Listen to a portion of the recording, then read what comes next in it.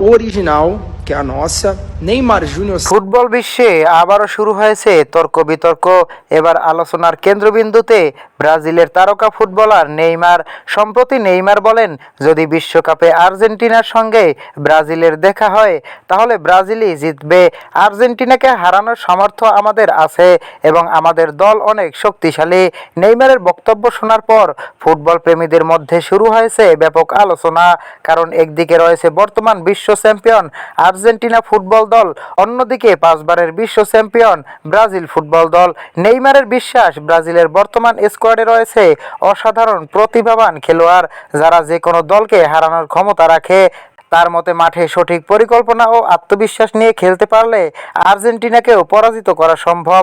তবে আর্জেন্টিনা সমর্থকরা বলছেন, দলের নেতৃত্বে রয়েছেন কিংবদন্তি লিওনেল মেসি এবং সাম্প্রতিক বছরগুলোতে আর্জেন্টিনা বড় ম্যাচে নিজেদের শক্তি প্রমাণ করছে।